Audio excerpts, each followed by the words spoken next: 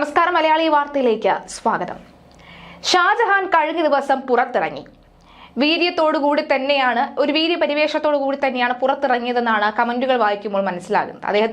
അദ്ദേഹം പറഞ്ഞ കാര്യം ഇങ്ങനെയാണ്: വെറുതെയാണ് അറസ്റ്റ് രേഖപ്പെടുത്തിയത്, താൻ ഒരു തെറ്റും ചെയ്തിട്ടില്ല, രാഷ്ട്രീയ പകപോക്കലാണ് ഇത് എന്നൊക്കെയുള്ള വലിയ രൂക്ഷമായ വിമർശനങ്ങൾ ഉയർന്നിരുന്നു.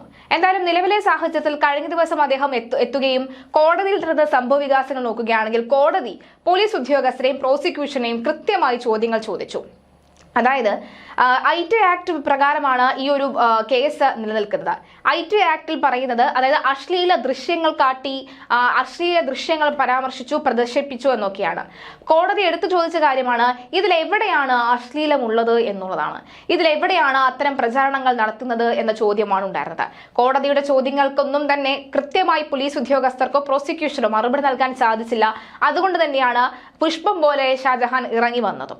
ഒപ്പം അതുപോലെ തന്നെയാണ് നമുക്ക് എടുത്തു പറയേണ്ടത്, പോലീസ് ഉദ്യോഗസ്ഥരുടെ പ്രത്യേക തരത്തിലുള്ള ഇത്തരം ആക്ഷനുകൾ, അതായത് ചില കേസുകളിൽ മാത്രം പോലീസ് ഉദ്യോഗസ്ഥർ എടുക്കുന്ന ഈ ഒരു വെപ്രാളം, അത് കൃത്യമായി തന്നെ കോടതി ചോദ്യം ചെയ്യുകയും ഉണ്ടായിരുന്നു.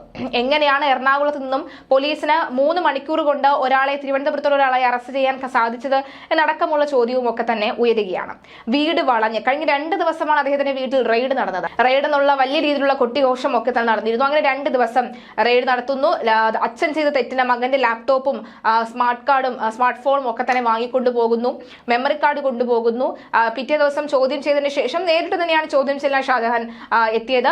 തനിക്ക് സുരക്ഷാ ഭീഷണി ഉണ്ട് എന്ന് പറഞ്ഞതുകൊണ്ട് പോലീസ് ഉദ്യോഗസ്ഥർ തന്നെ റെയിൽവേ സ്റ്റേഷനിൽ കൊണ്ടുവിടുന്നു. അങ്ങനെയുള്ള സംഭവ വികാസങ്ങൾ നടക്കുന്നു. പിറ്റേ ദിവസം തന്നെ വീട്ടിൽ മഫ്തിയിലെത്തിയ പോലീസാണ് ഷാജഹാനെ അറസ്റ്റ് ചെയ്യുന്നത്. അറസ്റ്റ് ചെയ്ത് ചോദ്യം ചെയ്യാനായി കൊണ്ടുപോകുന്നു. അത് വലിയ ആഘോഷമാക്കി. ഇനി ഷാജഹാൻ പുറത്തേക്ക് ഇറങ്ങില്ല എന്ന് വിചാരിച്ചിരുന്നിടത്താണ് ഷാജഹാന് ജാമ്യം ലഭിക്കുന്നത്. ജാമ്യം ലഭിച്ച സാഹചര്യത്തിൽ അദ്ദേഹം പറയുന്നുണ്ട്, പോലീസിനെതിരെ കേസ് കൊടുക്കാൻ, കഴിഞ്ഞ ദിവസങ്ങൾ ഉണ്ടായ പോലീസ് നടപടിക്കെതിരെ കേസ് കൊടുക്കാൻ താൻ സുപ്രീം കോടതി വരെ പോകാനും തയ്യാറാണ് എന്നാണ് പറയുന്നത്. അദ്ദേഹം പറയുന്നു, ഇത്തരം ഒരു നീക്കം അതൊരു സാധാരണക്കാരന്റെ മുന്നിൽ നടക്കില്ല. അതായത് ഒരു വാർത്തയാണ് ഞാൻ നൽകിയത്, ഒരു നിരീക്ഷണമാണ് ഞാൻ നൽകിയത്. ആ നിരീക്ഷണത്തിൽ സ്ത്രീകൾക്ക് വേണ്ടി എപ്പോഴും ഞാൻ നിൽക്കാറാണ് പതിവ്. പക്ഷെ ഇവിടെ ഒന്നും തന്നെ അത്തരം തെറ്റായ രീതിയിൽ വളച്ചൊടിക്കുകയല്ല ചെയ്തതെന്നും പറയുന്നുണ്ട്. എന്തായാലും അതിനെതിരെ, ഈ പോലീസ് തന്നോട് കാണിച്ച നീക്കങ്ങൾക്കെതിരെ സുപ്രീം കോടതിയിൽ പോകാനുള്ള തീരുമാനത്തിലാണ് KM ഷാജഹാൻ എന്നാണ് വിവരം ലഭിക്കുന്നത്. എന്തായാലും KM ഷാജഹാൻ കൂടുതൽ വിവരങ്ങൾ അദ്ദേഹം വരും ദിവസങ്ങളിൽ എന്തായാലും പറയുമെന്നാണ് അദ്ദേഹം പറയുന്നത്. കഴിഞ്ഞ ദിവസം മാധ്യമങ്ങളെ കണ്ട അദ്ദേഹം വലിയ രീതിയിലൊന്നും തുറന്നു പറഞ്ഞില്ല എങ്കിലും വരും ദിവസങ്ങളിൽ അദ്ദേഹം കൂടുതൽ പ്രതികരണം നടത്തുമെന്നാണ് പറയുന്നത്. അദ്ദേഹത്തെ പ്രതികരണം നമുക്കൊന്ന് കേൾക്കാം. എന്നെ സംബന്ധിച്ചിടത്തോളം ഞാൻ ഒരു തെറ്റും ഒരു കുറ്റവും ഞാൻ ചെയ്തിട്ടില്ല. ഞാൻ കഴിഞ്ഞ 10-25 വർഷക്കാലമായി കേരളത്തിലെ പൊതുരംഗത്ത് പ്രവർത്തിക്കുന്ന ഒരാളാണ്. 2001-2006 കാലഘട്ടത്തിൽ ഞാൻ VS അച്യുതാനന്ദൻ്റെ അഡീഷണൽ പ്രൈവറ്റ് സെക്രട്ടറി ആയിരുന്നു. അന്ന് മുതൽ തന്നെ ഈ ലൈംഗികാരോപണ കേസുകളിലും സ്ത്രീപീഡനവുമായി ബന്ധപ്പെട്ടുള്ള കേസുകളിലെല്ലാം തന്നെ നിരന്തരമായി ഇരകൾക്ക് വേണ്ടി വിട്ടുവീഴ്ചയില്ലാത്ത പോരാട്ടം നടത്തുന്ന ഒരു പൊതുപ്രവർത്തകനും സാമൂഹ്യ പ്രവർത്തകനുമാണ് ഞാൻ. VSൻ്റെ കൂടെ നിൽക്കുമ്പോൾ ice cream parlour case, Vithura case, അതുപോലെ തന്നെ കിളിരൂർ കേസ്, കവിയൂർ കേസ് മുതലായിട്ടുള്ള എല്ലാ സ്ത്രീപീഡന കേസുകളിലും ഇരകൾക്ക് വേണ്ടി പോരാടിക്കൊണ്ടിരിക്കുന്ന ഒരാളാണ് ഞാൻ. ഏറ്റവും അവസാനം ഈ വേടൻ്റെ വിഷയത്തിൽ പോലും ഇരയ്ക്ക് അനുകൂലമായിട്ട് അർത്ഥശങ്കയ്ക്കിടയില്ലാത്ത വിധം നിലപാടെടുത്ത ഒരു പൊതുപ്രവർത്തകനും സാമൂഹ്യ പ്രവർത്തകനുമാണ് ഞാൻ. അതുകൊണ്ട് തന്നെ എനിക്കെതിരെ ഈ സ്ത്രീത്വത്തെ ആക്ഷേപിച്ചു എന്ന് പറയുന്ന ഒരു വാദം ഒരിടത്തും നിലനിൽക്കില്ല. അത് പൊതുമണ്ഡലത്തിൽ നിലനിൽക്കുന്നില്ല എന്നുള്ളത് എനിക്ക് മനസ്സിലായിരുന്നു. പക്ഷേ ഇന്നിപ്പോൾ കോടതിയിലും അത് നിലനിന്നിട്ടില്ല. എനിക്കെതിരെ ഉള്ള എല്ലാ വകുപ്പുകളും അടിസ്ഥാനരഹിതമായിട്ടുള്ള വകുപ്പുകളാണ് എന്ന് തെളിഞ്ഞു കഴിഞ്ഞു. എന്നെ വലിയ തോതിൽ എന്നെ സമ്മർദ്ദത്തിലാക്കാൻ വേണ്ടിയിട്ട് ഭരണകൂടം ശ്രമിച്ചുകൊണ്ടിരിക്കുകയാണ്. എൻ്റെ കുടുംബത്തിനെ വരെ സമ്മർദ്ദത്തിലാക്കാൻ വേണ്ടിയിട്ടുള്ള ശ്രമങ്ങൾ നടന്നു. അതൊന്നും തന്നെ നിലനിൽക്കില്ല. എനിക്കറിയില്ല, ഞാനൊരു ഇത്തരം പോരാട്ടങ്ങൾ ഒരു ജീവിതവ്രതമാക്കിയ മനുഷ്യനായി പോയതുകൊണ്ട് VS അച്യുതാനന്ദൻ്റെ അദ്ദേഹത്തിൻ്റെ കൂടെ നിന്ന് സമരം ചെയ്ത ഒരാളെന്നുള്ള നിലയിലും ഞാനത് തുടരുകയാണ്. അതിനകത്ത് ഒരുപാട് ബുദ്ധിമുട്ടുകളും ദുരിതങ്ങളുമൊക്കെ ഞാൻ അനുഭവിക്കുന്നുണ്ട്. പിന്നെ എന്നെ ഭീഷണിപ്പെടുത്തി ഒന്നും എന്നെ വീഴ്ത്താൻ കഴിയില്ല. എനിക്ക് 100-300ഓളം കോളുകളാണ് എനിക്ക് വന്നത്, ഭീഷണി കോളുകൾ. ഞാൻ എല്ലാം ചെയ്തതെന്ന് വെച്ചാൽ വന്ന ഉടനെ തന്നെ ഞാനത് ഡിസ്കണക്ട് ചെയ്യും, ബ്ലോക്ക് ചെയ്യും. ഞാൻ ഒന്നും എനിക്കെതിരെ കേൾക്കില്ല. ഞാൻ ഒരു തെറ്റും ചെയ്തിട്ടില്ല, ഒരാളെയും ഞാൻ അധിക്ഷേപിച്ചിട്ടില്ല. ഞാൻ എൻ്റെ പ്രതിപക്ഷ യൂട്യൂബ് ചാനലിൽ 2000 വീഡിയോകൾ ചെയ്തിട്ടുണ്ട്. 2000 വീഡിയോ ചെയ്തിട്ടും എനിക്കെതിരെ ആദ്യമായി വരുന്ന ഒരു കേസാണിത്.